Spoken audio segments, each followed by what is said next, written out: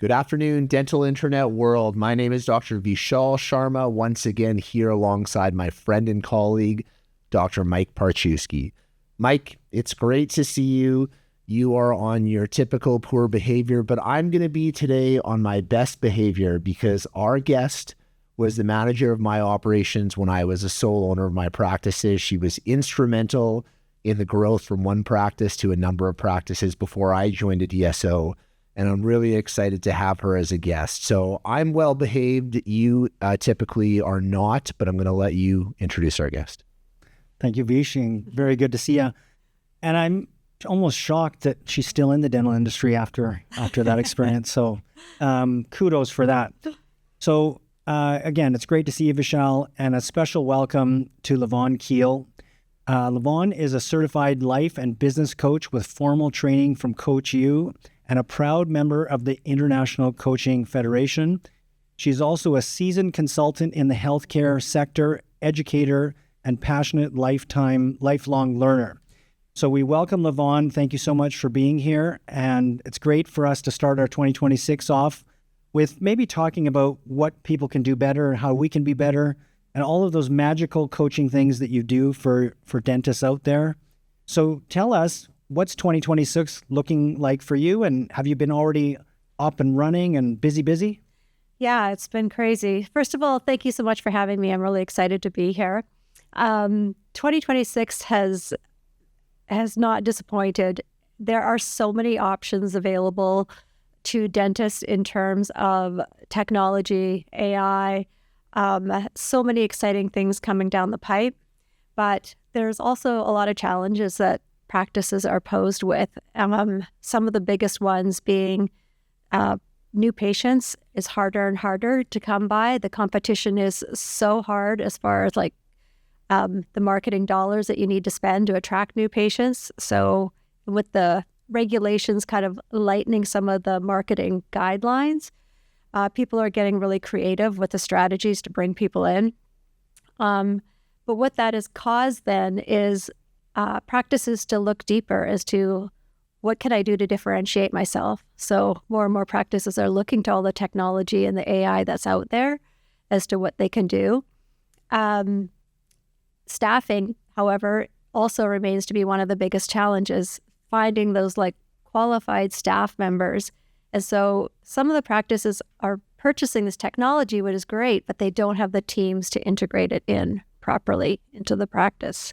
So that combined with frustrations with insurance and some of the new insurance plans that are out there that are almost creating barriers to treatment more so than helping, has made us very busy.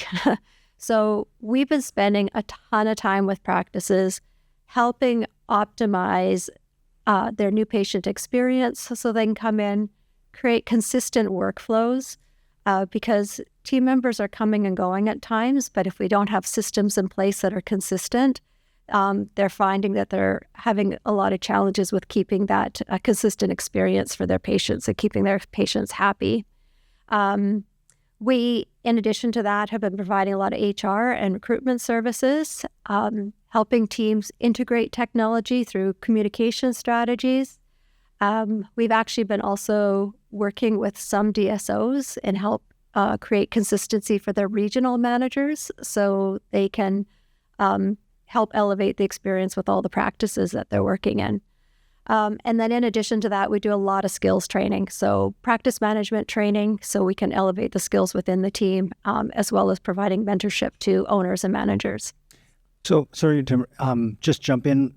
Vishal, I wanted to ask you to dovetail on that because I just had a couple conversations that the U.S. is very short on hygienists, even more than we are. Vishal, with you being down at the Spears Institute, what have you noticed down in Arizona and in the areas that you're servicing and lecturing at? Have you been noticing that type of shortages in that region? Just pulling up some stats, and I received an email from our old chief dental officer at Spear earlier today. So I saw a statistic this weekend that there are actually less full-time hygienists in the U.S. than there are full-time dentists, which is mind-boggling. And so you can see where some of the challenges would come in. And Steve Radcliffe, our old chief dental officer, forwarded me an email from a company that reached out to him, and they are Haystech is a company, Hesitech, and they're actually looking now at robotic hygiene. They're developing programs for robotic hygiene. So, we know that you can place implants or supported implant placement with AI. So, yeah, I think the demands of the profession will have to be augmented by a combination of technology. And that technology, as LaVonne just said, it's got to be augmented by AI and AI training, because the lift to implement technology for an ever demanding or increasing demanding clientele where the workforce is not increasing or improving to meet those demands, you're going to have to look for technology to be the disruptor and the equalizer there. That's sort of what we're looking at, and that's what we've been focusing on at Spear. So very much in line with what LaVonne was talking about. Yeah, and I know post-COVID there was that shortage that happened as a lot of hygienists moved into frontline with COVID, and then just kind of got burnt out. But you think always you read about AI's taking over, and AI is gonna, there's gonna be all these people waiting on the unemployment line.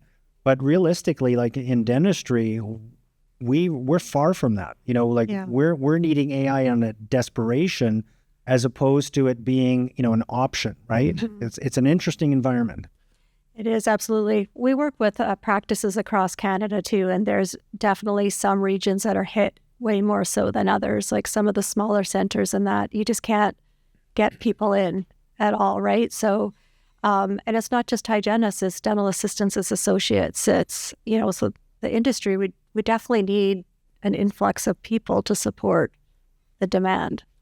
Yeah, I think those rural practices, North America wide, are really struggling. And you start looking at dentists where they'll get the fastest experience coming out of school. Mm-hmm. It's in those rural environments, but for a lot of reasons, you just don't see a great influx of people wanting to go there. One thing I'm really excited for with AI is when you can get an AI podcast co-host. That to me would be just waiting on that technology. I'll be the first in line for that. So LaVonne, the dental environment's obviously been changing pretty heavily over the last 10 years. There's more technology that these clinics are integrating. Obviously, there's high technology costs with that. So with that, there's been a trend more towards group practices, which is what you and I built, a number of years ago. And then, pivoting into a DSO to help leverage those costs as well. How has that changing environment impacted your role, your team's role, your company's role in coaching and consulting for dental professionals? You did mention that you've been working with some DSOs, but how has that technological trend changed your daily workflow? Yeah, I feel it's moved more away from like the day-to-day operational aspect. That's just one component of it now. We definitely play a role as being their strategic advisors, finding out from the beginning, like what are their personal, professional, financial goals for themselves? What are timelines that they have in place? Do they even know? It's so funny how many owners that just haven't really thought about what that exit plan or strategy is going to be. And then they find themselves in situations where maybe they're not enjoying ownership as much as they thought that they would, or they're not growing as fast as they expected that they would. So we actually spend a lot of time with them at the beginning just to see like what are the goals that they have in mind and have they put any thought into that. And then we also spend time with them looking at their readiness. So is their practice ready for any opportunities that would come? And are the owners themselves ready for any opportunities that would come? Because the owners really have to drive the change for the team. And I've seen scenarios where I think the owners think they're ready until they get launched into that, and they're really not. And they find going from being an owner to now working with a group is a little bit challenging. Whereas I think if they could have prepared for that in advance, it would have been a smoother transition for them and their team. We also look at, what does their practice need to do in order to be in shape for whatever that opportunity would look like for them to come along, instead of making a reactive decision where like, I want to sell or I need to sell. It's like, why are we always thinking about what that exit strategy can be? And let's get our practice into a healthy state so you have options available to you. Yeah, I do see a lot of people are very reactive. They just come up, they want to do it now. and then they talk to their accountant, and their accountant says, well, it's going to take us this long to get clean books. It's going to take us this long to get it looking right. And then you talk with a consultant and they're like, you realize if you did this for 6 months or 8 months or a year, you could increase 25, 30% productivity. And it's just not thought of in advance. It seems to be very reactive. And myself being in the DSO space, I see a lot of that where when we're talking with dentists that are interested, that they're just not prepared. And it's not just from the accounting side, it's from all aspects. Right. Another piece of that is, and I know a lot of times we've been seeing on different podcasts and things like that DSO being sort of painted with that same brush, as in that negative light. And it's interesting because things have been changing and there's been an evolution in DSOs to be more partner models, to be more dentive supportive. And, I think also dentists are demanding more, as we are a pretty demanding profession. And so they're demanding more from the DSO, and I think you're seeing the DSOs responding as well. But dovetailing a little bit into the DSO space, but talking about younger dentists, because the dentists coming out of school, it's often, okay, I got to, mortgage a house, get married, pay for kids, start a retirement plan, and buy an office, and have a big student loan. And that's a daunting task. So a lot of the modern DSOs and a lot of what we're seeing is younger dentists that want to come into a partnership role. They can afford into the partnership. Then they've got support, they've got mentorship, they've got training from an education platform within the DSO, and they have all of this support. But for sometimes it's a challenge for them to understand what that means. And and I get a lot of people going, well, I'm not old enough to be in a DSO. Yeah.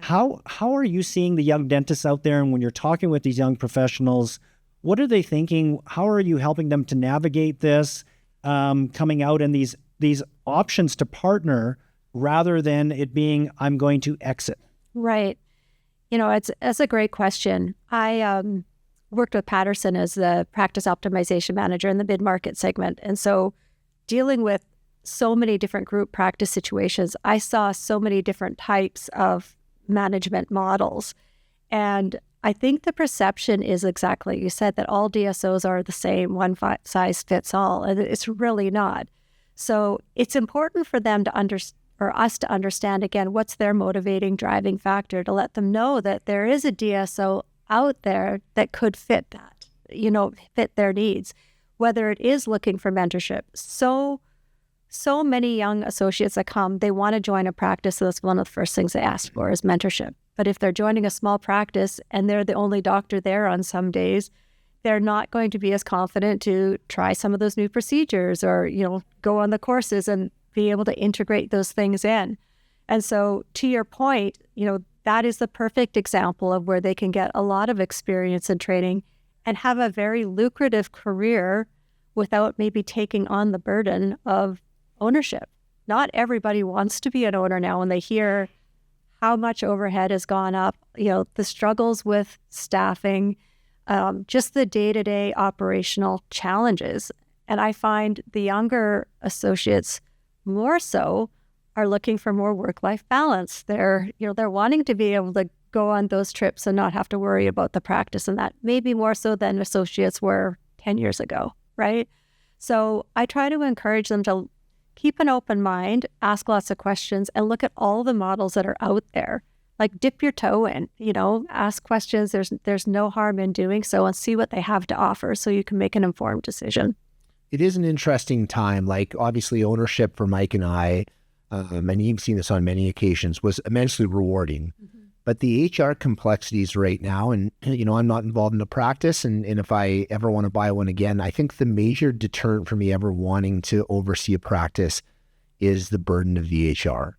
That's 80% of people's time is spent pretty much on HR, either people not being able to make it to work that day, trying to find staff, trying to keep staff, and if you enjoy that aspect of it, it's great. But I don't think a lot of people really understand what that all involves until they're in it, so I don't think they talk about that enough before somebody purchases a practice. Yeah. Like we're actually dealing with a lot of startups right now too, and those are some of the questions. I'm like, so why did you decide you want to be a practice owner? What does that look like? And it kind of shocks me how little some associates know as they've already signed the lease and they're building the practice, that they know about the numbers and the financials and all the things that go into operating a practice. Yeah, and I think the cost now of construction and the renovations. I mean, I thought when I did a renovation in my office that was astronomical. I could not imagine what it would be today. It was interesting. I had a conversation yesterday with the dentist, and I a dentist that I've been working with for many years, fantastic dentist. I said to her, how are you doing with dentistry? And we just had a candid conversation. I said, how's it going? I like dentistry still. Are you thinking retirement? Are you done with dentistry? I said to her, because I'm having my days here and there. I'm loving the education. I'm loving this. But the stuff that's getting me is that patients are more demanding, staff's more demanding. It's harder, like you said, the HR stuff and all of that stuff. And I said, and I was giving her a couple examples of just blunders that people made with clients or with other professionals. It's like, why would you say that, or why would you do that? It makes no sense. It's like foot and mouth disease, which I think is contagious in the staffing environment today.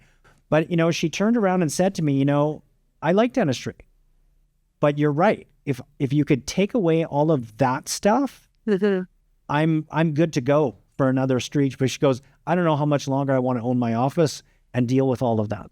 Right. The interesting aspect on that is, and I was guilty of this as anyone, dentists don't do a great job of preparing effectively for the business aspect. So, that component where, of course, familiarity is going to breed contempt on all the HR issues, most patients are fantastic, but over time it does start to wear on you.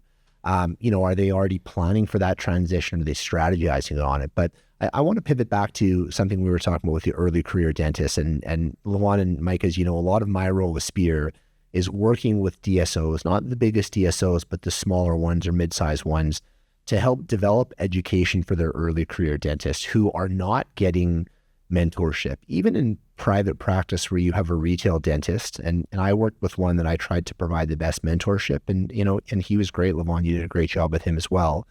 But, when you get really busy, it's difficult to carve out that time to provide mentorship. I think less and less dentists getting to the twilight of their career are interested in that mentorship aspect, because there's also a big disconnect between a 55-year-old dentist and the mentality of a 28 or 30-year-old dentist. Like what they feel they need to put into their career, there's a big differentiation between them. So, I agree. Yeah. That's where technology and online education and AI education can really help support those early career dentists to gain the skills necessary to bypass that aspect where dentistry is really stressful in the first couple of years, and then it gets really, really rewarding.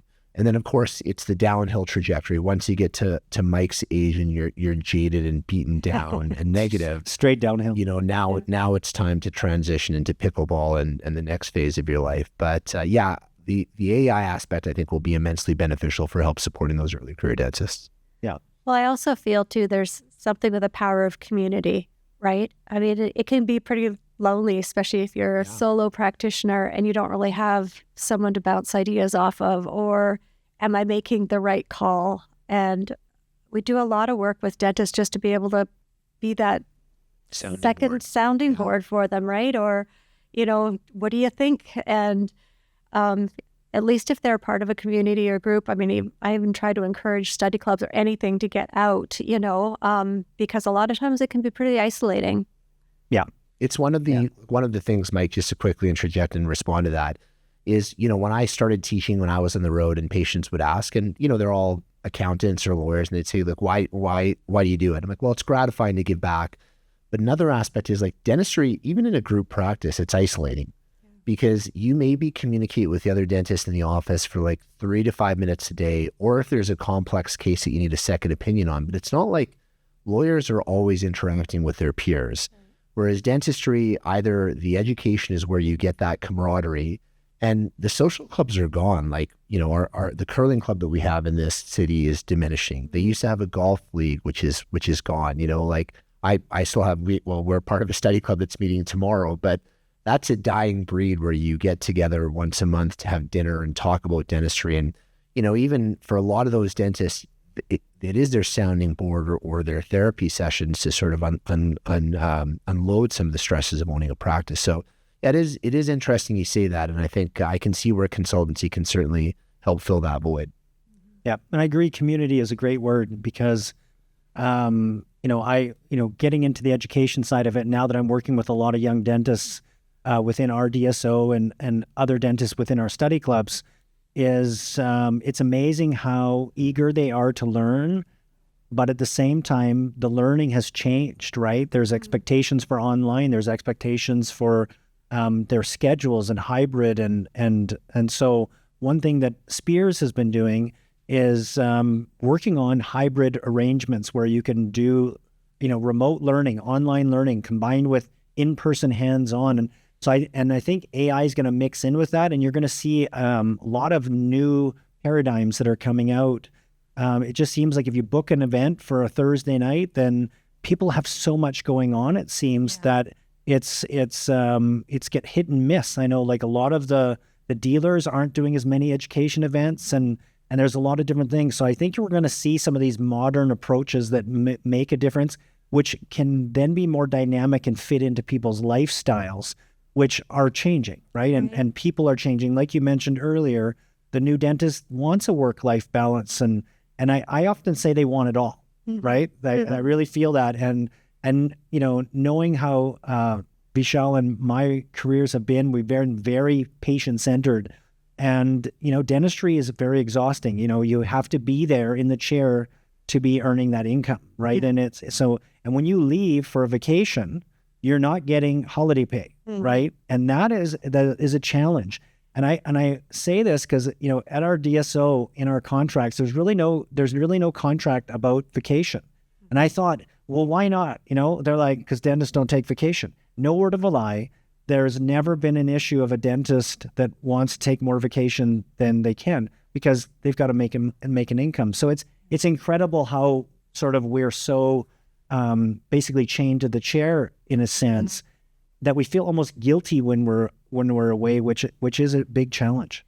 Well, even when you take vacation, you're still paying the overhead costs of some of the staff that are still needing hours, when you're working, and all your other fixed and variable costs as well. So you're not only not getting an income, but you're still, have funds going out the door. Yeah. In those observations and I know sort of the effort that it took to build my career. I know what you put into yours, and LaVonne, you've worked with a lot of dentists who sort of done the same, where, they sacrifice and they focus on their career. But in the last couple of years, I've sometimes looked at dentists, typically of a different vintage, who are prioritizing that balance. And I'm asking myself, like, I don't know, like, did I have the right opinion, or is their viewpoint the correct one? So right. I guess time will tell. And speaking of time, LaVonne, obviously there comes a time, as Mike was talking with his colleague, that it's time to exit. The efforts that you have to put in for managing a practice or a cluster of practices, it just no longer is appealing. You want to pivot to other aspects of your life or your career, either teaching or just practicing. So let's talk about how your company can really work with clinicians to find the right option for them, the right time, preparing for a DSO, preparing for an exit, preparing for a partnership. How should those solo practitioners specifically look at that, and when is the right time to start talking about that? Yeah, so I always like to think that there's one word I like is operational independence. Let's try to set your practice up that it doesn't rely on the owner to run it. So let's ensure that we have consistent workflows, reduce the codependence of having like those one or two key team members. Let's make sure that our team is fully trained, so we're not relying on certain people. Let's make sure we have technology in place to, replace, what has to rely on a human as much as possible, so we can have it as seamless as possible. Know your numbers. I love, you guys know Marcus Lemonis? Yeah. The process. Yep. I love that guy. He always talks about people, profit, and process, right? And he's like, know your numbers. It's amazing how many practice owners do not know their numbers, right? They have no recording system on a monthly, weekly basis to see where they're at. Their finances could be a mess. And so we need to get our house in order, right? So we need to have a clean financial story. So when it comes time that you want to present either to a DSO or whatever that looks like, that you're ready, right? So we're not hitting that reactive stage. Again, we're going to try to be like ahead of the game. And then we want to make sure that we have leadership and accountability. So, put a leadership structure in place and accountability frameworks. So again, it's not relying on the owner to drive the bus. It's team accountability, where team members are clear of their expectations and goals. They are committed to what the office is trying to achieve, and they actually hold each other accountable. When we can get all of those things in place, then I say, you know what? Just explore what's out there and start looking now, because again, it's like that whole dip your toe in it thing, because things are changing constantly. And sometimes people have assumptions in their head as to what that's going to look like from an experience that they've heard somebody else had. And I'm like, do your own research. Like, knowledge is power, right? And you might find when you're looking into something, you're like, hey, this is better than I thought. I don't have to wait, until I'm 65 or whatever that time would be. Because I'm finding a lot of people that are waiting are then resentful that they've waited so long. It's interesting. Like a number of years ago, I would be teaching CERAC events, and we would have someone who had a timeline of 3 to 5 years until they were looking to sell either to a retail dentist or to a DSO. And they would say, well, I don't want to invest in this technology because I'm going to be retiring. And, to your point, Mike, when we were talking about optimizing and increasing EBITDA and efficiencies, I would say this is the perfect time to buy, because your valuation is going to be based on the last year or 2 years of EBITDA. If you can internalize these lab expenses, your top line revenue might not change, but you're cutting your expenses. So your profitability is going to increase. And then with the sale, now that's going to be 5, 6, 8, sometimes 9 times that turnaround. It pays itself in dividends. But, one thing, LaVonne, I would certainly agree with you is, and a fallacy that we see is that offices will think that partnering with the DSO will help support their systems, and they just don't have the capability for that. Mm-hmm. They can help you with HR, they can help you with technological integration, the bookkeeping, but all of the systems within your office, if you're going to partner with the DSO, you really have to have those dialed in. Yeah. I think if you're partnering with the younger, enthusiastic retail dentist who wants to improve some of those efficiencies, you can maybe have some things that are not perfectly dialed in, but planning in advance is certainly the right approach. Mike, anything to add to that? No, I do agree with you that with a lot of the modern DSOs, it's not about coming in and slapping in a system. It's basically, okay, what do you got going on? Looking for clinics that have good systems. Let's develop and help to move to the next level. And really, a lot of times what DSOs are doing is just helping you pay attention to those numbers, and helping you to see what's happening on a weekly, monthly basis, and then saying, okay, what do we want to do next? But the smaller DSOs and smaller partnerships have like a giant ship, have the ability to steer that ship. But the bigger you get, when you have 400,000, 2,000 clinics, and all of a sudden you're like, hey, let's do something new. It's a daunting task for like to implement like a liner therapy or something across the whole, or sleep apnea. Yeah. It's huge, right? And you've got so many people moving in different directions. So even our DSO, which we're pushing 70 clinics, we're still agile, but we're already starting to see that we're a pretty big ship now. So rather than saying, okay, every practice, we're just going to buy practices, we're now very particular about what we buy, because exactly what Vishal said, we want an office that's in the similar pattern and is rowing in the same direction as us. So we don't have to tax our resources to take a sinking ship and to give it a life raft. I said about 4 cliches at once there. I think that was pretty good. Yeah. No, it's so true. I mean, those foundational elements have to be there, right? And unfortunately, with the staffing challenges and all that, those are sometimes some of the first things to go. And so we have to constantly be dialing the doctors and the practices back that this needs constant attention, constant monitoring. Accountability is probably the biggest shortfall that happens in practices. What we hear all the time is like, we asked them to do this, we integrated this, nothing happened. What was your follow-up like? Yeah. Well, I talked to them once or twice, but it's like, no, like it needs constant follow-up, constant attention. It's a living, breathing thing, right? So even when we try to prepare practices to get to that state, even if you're not ready to sell, you still need to have your fingers on the pulse that, you know where the dips are, where the gaps are, because they're going to happen. The minute you focus on one thing, you're not focusing on something else, right? So it still needs constant attention. But then at least when an opportunity does come up that maybe piques your interest, you can be like, okay, I'm ready. And you're going to make the right decision for you at the right time. Yep. Now, LaVonne, this has been a great conversation. I just want to touch on a project you're working on with Dr. Amrish Khanna. So maybe just tell us a little bit about that, because that dovetails onto the idea of helping these practice owners to be better at the business side of it. So maybe tell us a little bit about what's going on with that work that you're doing. Yeah, this program, the Adept Limitless Mastership Program, it's a mouthful. I always get it's pretty exciting, and it really aligns with what we do at Keal Consulting. It's providing solo practitioners with opportunity to develop in a few key areas. So one being strategic planning. So much like I talked about already, it's like, what is that goal that you want for yourself? How are you going to get there? Put some thought into what that can look like. Another one is your financial performance. Do you understand your numbers? Do you know your numbers? Do you know what key performance indicators are, what you should be doing within the industry? There's just not a lot of emphasis on that, unfortunately, with a lot of practices. So it's a really important aspect. And especially since COVID and things change and prices going up and that too, I find a lot of times people aren't as in tune with how numbers are changing. Another one is execution. So this is the piece that I was playing a part in.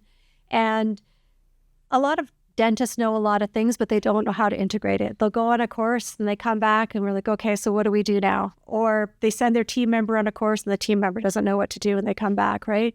So it's providing the knowledge if they don't have it, but even once they do, is like, how do we put this into action in a sustainable way?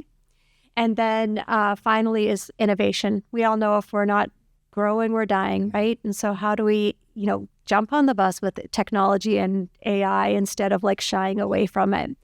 So all really important topics, I think, that could benefit so many different practices. And then we add the mentorship piece in it, so people don't feel like they're going it alone, right? We're here with you. So once you take the training, we're going to provide the mentorship to help you put it into action. Very cool. Sounds like a very rewarding and exciting project. So LaVonne, you've got a dentist or maybe even a small group of owners, and they know that their practice needs to be optimized. They've made some effort. They've tried to do it, but they're just not getting the results that they would like. What are the next steps? They're going to reach out to you and your company, Keal Consulting, and I know some of your team members are incredible.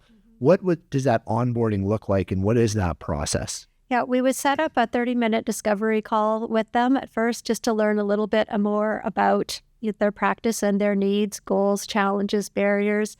And we provide customized solutions based on their practice. We don't really believe in cookie cutter solutions because everybody is unique, right? So our models really vary depending on the needs of the owner and the practice. So yeah, I'd love for us to reach out to kealconsulting.com. There's info at Keal Consulting or LaVonne at Keal Consulting, and we'd be happy to set up a discovery call. Well, thank you so much. Really appreciate it. This is a great discussion and a very timely one for as people are getting going for 2026. Vishal, once again, thanks for all your wisdom, and enjoyed getting back on the podcast train here. We're pushing towards 50 here. Similar to my age, it's an ominous omen, I think. But on that note, thanks everybody for coming and tuning in. And please like and subscribe at Digital Workflow Dentistry, Digital Dentist on YouTube. We're on all the podcast channels. Take care, everybody, and stay well. Thank you.